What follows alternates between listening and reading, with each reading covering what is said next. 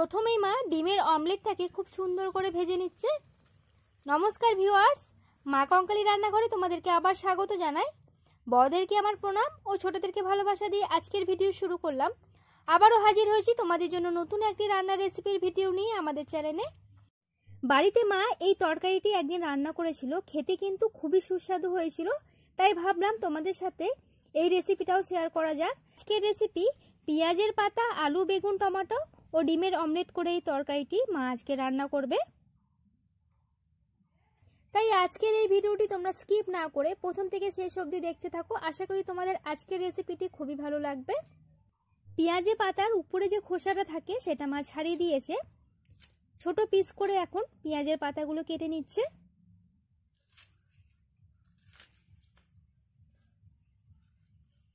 মা 400 গ্রাম মতন পেঁয়াজের পাতা নিয়ে নিয়েছে।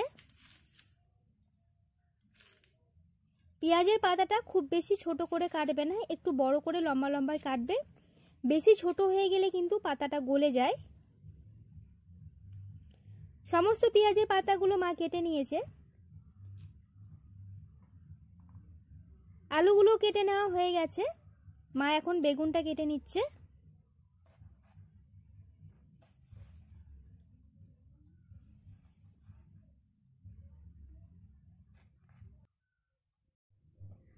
টমেটোটা কেটে নেওয়া হয়ে গেছে। সমস্ত সবজিগুলো মা ধুয়ে ভালো করে পরিষ্কার করে নিয়েছে। কেটে নিয়েছে দুটো ছোট সাইজের পেঁয়াজ।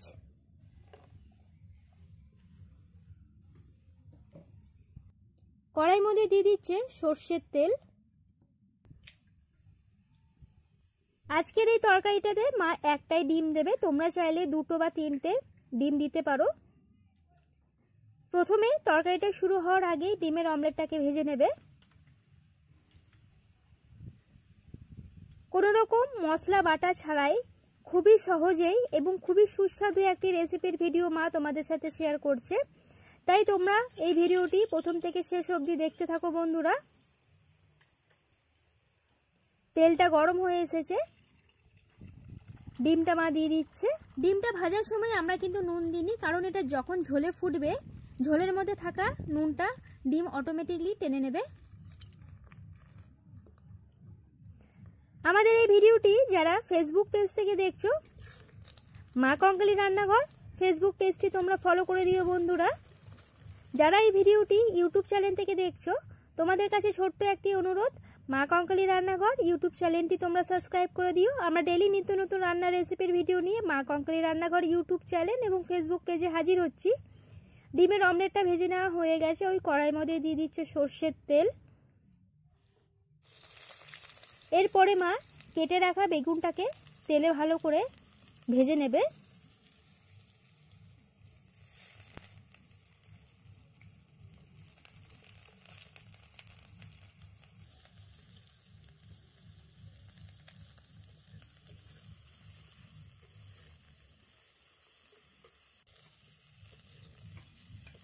বেগুনটা খুব ভালো করে তেলের মধ্যে কষে নেওয়া হয়ে গেছে। মা এখন তুলে নিচ্ছে।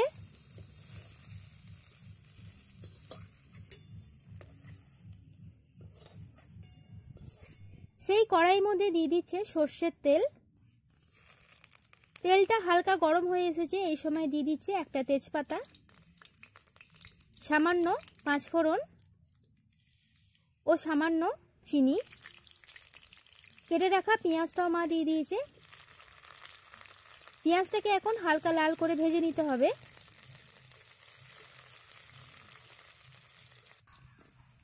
পেঁয়াজটা ভাজা ভাজা হয়ে এসেছে। এই সময় মা দিচ্ছে কেটে রাখা আলু।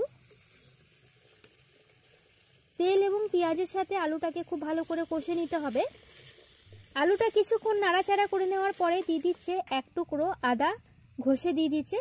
প্রথমেই তোমাদেরকে বলেছিলাম আজকে আমরা কিন্তু কোনো রকম বাটা মশলার ব্যবহার করব না। মশলা না বেটেই দারুণ সুস্বাদু তরকারির রেসিপির ভিডিও মা তোমাদের সাথে শেয়ার করছে আজকে। আদার সাথে আলুটাকে খুব ভালো করে কষে নিতে হবে। এর আগে আমাদের চ্যানেলে তোমাদের সাথে ডিমের একটি রেসিপির ভিডিও শেয়ার করেছিলাম। মুরগির ডিম, মাছের ডিম সাথে বাঁধাকপির বড়ার একটি ইউনিক ধরনের রেসিপির ভিডিও। তোমরা যদি ভিডিওটি দেখে না থাকো, ডেসক্রিপশনে লিঙ্কটা দিয়ে দেবো, তোমরা চাইলে আরেকবার দেখে নিতে পারো। আলুটা ভাজা হয়ে গেছে। এই সময় দিয়ে দিচ্ছে পরিমাণ মতন হলুদের গুঁড়ো, ছোট চামচে 2 চামচ ধনে গুঁড়ো,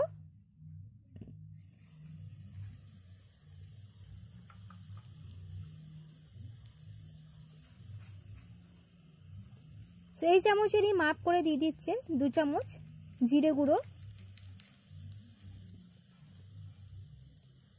দিয়ে দিচ্ছে শুকনো লঙ্কার গুঁড়ো,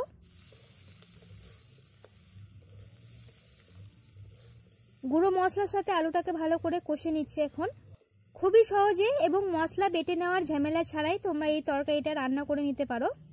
আলুটা কষে নেওয়া হয়ে গেছে। দিয়ে দিচ্ছে 2টো মিডিয়াম সাইজের টমেটো,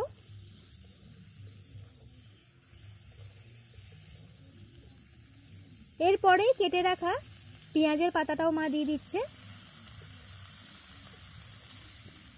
খুব ভালো করে এখন পাতার সাথে মশলাটাকে কষে নিতে হবে।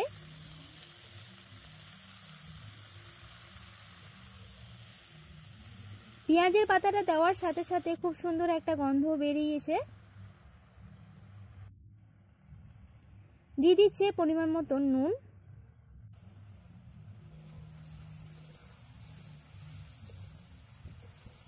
খুব ভালো করে মিশিয়ে নিচ্ছে। আমাদের মশলাটা ভেজে নেওয়া হয়ে গেছে। এরই পরে মা দিয়ে দিচ্ছে পরিমাণ মতন জল, যাতে আলুটা খুব ভালোভাবে সেদ্ধ হয়ে যায় সেই হিসাবে জলটা দেবে। এই তরকারিটা খুব বেশি ঝোলও হবে না, আবার খুব বেশি মাখা মাখাও হবে না। গরম ভাত বা এটা গরম রুটির সাথে কিন্তু খুবই সুস্বাদু লাগে খেতে।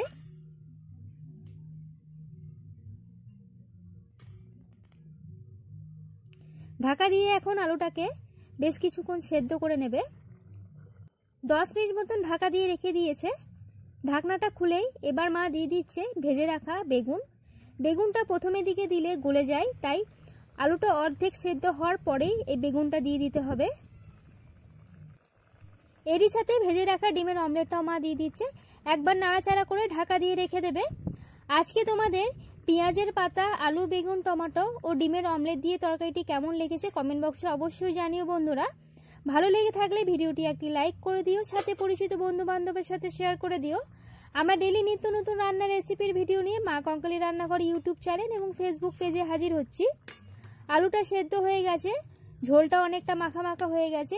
এই সময় মা তরকারিটা নামিয়ে নেবে। ঢাকনাটা খোলার সঙ্গে সঙ্গে খুবই সুন্দর একটা গন্ধ বের হয়েছে।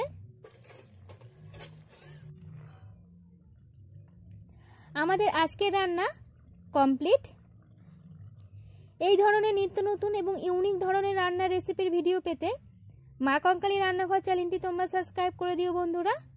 যারা অলরেডি সাবস্ক্রাইব করে দিয়েছো এবং ফেসবুক পেজে ফলো করে দিয়েছো তাদেরকে অসংখ্য ধন্যবাদ। তোমরা এভাবেই পাশে থেকো।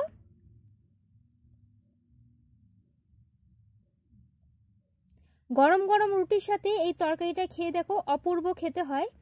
আজকের মতন ধন্যবাদ। হাজির হব পরের দিন নতুন কোনো রেসিপির ভিডিও নিয়ে।